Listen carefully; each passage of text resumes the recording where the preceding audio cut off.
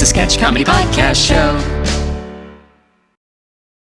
Just bringing you in to check some of my creations. That's really interesting. Did you just have some spare parts from ducks and beavers and just throw them together? Does that thing have So fangs? I put his fangs on his feet. So is it that obvious that I just used leftover spare parts? It's an interesting design choice, God, but In the future, there's going to be this guy called Johnny Cash, and he's going to write this song about putting different cars together, and he's using leftover spare parts. So I kind of wanted to jump the gun on him and get ahead of him in doing the same concept. all right, what else do you have that you wanted me to come in and take a look at? What do you think about my burning bush over there? That is definitely very interesting. It seems a little dangerous to me. I'm just saying. I mean, it is definitely impressive. Maybe wait a little bit and really have it be impactful later on. So I would just hold off on the burning bush right now. Oh, all right, and we'll put it off for later, but it will definitely come back into view. I like my burning bush. Well, what do you think about the tree of the knowledge of good and bad? Beautiful tree, a lot of shade underneath. But what's the concept here? I know that you've got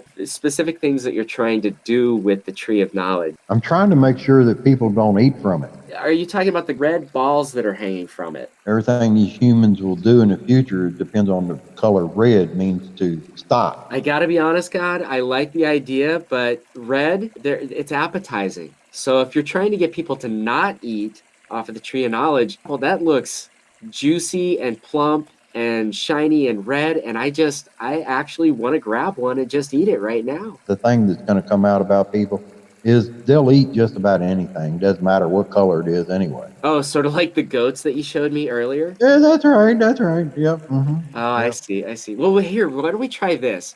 Why don't we put some spikes on the fruit so that it doesn't feel as good to touch? We'll call it a pineapple. Still looks appetizing. I mean, maybe we ought to make thorns a little longer, and I'll cross them up with porcupine. We'll call it something. You could have a name. You have something possible we could call it. Well, I'll have to get marketing and all of that. Is there anything in the entire Garden of Eden that just really screams, "Don't put your mouth here"? Well, I mean, I've got that elephant ass over there. So if we had that elephant butthole and the spikes, we'd probably be in pretty good shape. Is that something you could design? Oh, I can design anything. I mean, duck-billed platypus is living proof. Well, I think you've done it. If you can make a spiky fruit that smells horrible, I think we're in great shape. But if that's the case, why would anybody still eat it? Because they were told not to.